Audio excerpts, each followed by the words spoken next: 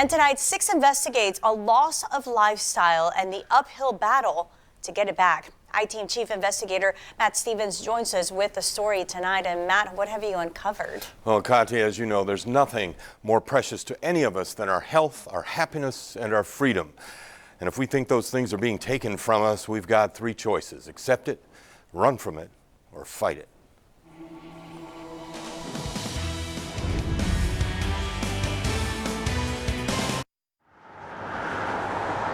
"5 miles past Orange Grove, about a dozen miles from Alice, you might think you've found the middle of nowhere. It looks like dirt roads and rough range, like brush country, mesquite, post oak, and prickly pear. But most days it smells like livestock, like cattle and horses. And they all live behind fences built by families who consider this place not the middle of nowhere, but the center of the universe. 69 families who know for a fact that God-forsaken is not here." Yeah, you see, it's a very unpleasant smell. Jennifer Green's family smelled it coming 8 years ago. They hired a lawyer and fought a losing battle to stop the permit to allow tankers loaded with oil and gas waste to rumble down quiet country roads at all hours, bringing the stench. That's the kind of smell that gets in your house. It's like a rotten, kind of like a sulfuric mixed with a little bit of oil. And the stench makes them sick, they say, headaches and nausea, and the blinding lights that never take a night off steal their sleep. That's how it is for us. It's awful. I called my aunt and told her that the smell was really bad and I couldn't breathe. They say they still can't believe the Texas Railroad Commission chose this over them. We are the most technically advanced and thoroughly inspected Railroad Commission facility in Texas. Cody Bates is Blackhorn Environmental's compliance manager. He says the company goes above and beyond what's required for a waste disposal site. 2 sets of pit liners with a leak detection system in between. He says Blackhorn does weekly inspections on itself. So this is a personal H2S monitor. General Manager Jerry Pogue says Blackhorn is all about safety. And if there's any type of gas that's detected by this, an H2S gas or something of that nature, this monitor would go off. H2S is hydrogen sulfide. It's also known as sewer gas or swamp gas. It's colorless, extremely flammable, and highly toxic. It smells like rotten eggs. And even in low doses, it can cause headaches, eye irritations, unconsciousness, or even death. At the rate of dissipation, when you look at air plumes, we would have extremely high concentrations of it here if there were any over there, and it came from us. Blackhorn says that no H2S employee monitor has ever gone off, and we've confirmed through the TCEQ that there are no reports indicating H2S levels above acceptable limits. On the morning of February 3rd, this neighbor, who is not a plaintiff in the suit, was among many who complained about the smell. It made my lungs want to close up. I mean, it's so bad. It smells worse than any poison you've ever smelled. It really tightens your chest where you can't breathe.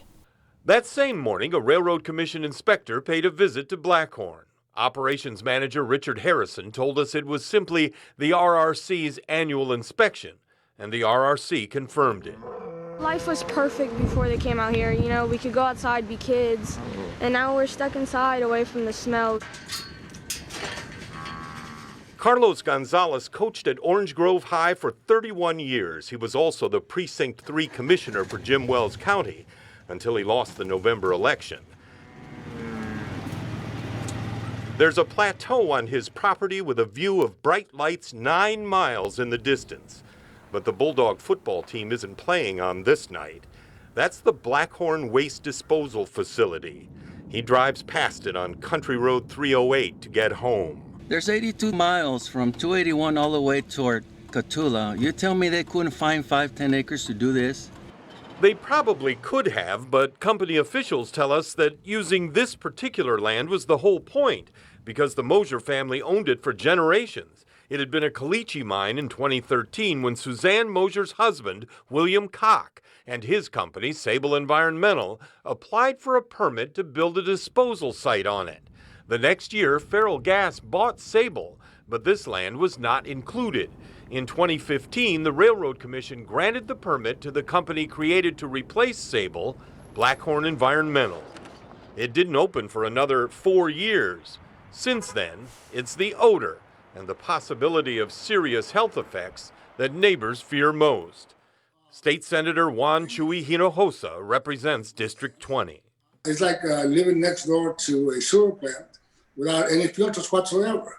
Where did you stand in all of this? I stood with the constituents that I represent in terms of opposing the permit. So are you promising to look into this and make sure everybody's on the same page and doing the right thing? Of course. Well, this is how it is out for us all the time. And that's why we stay inside, because you don't know what you're breathing in. Jennifer Green hopes he can help. She was treated by paramedics for symptoms including nausea, headache, and eye irritation in April of 2020. And in August of 2020, paramedics treated Green's niece, Jaylee. I got really dizzy, almost fell, and I felt like throwing up. That same day, a TCEQ investigator reported that he felt sick while working in the area.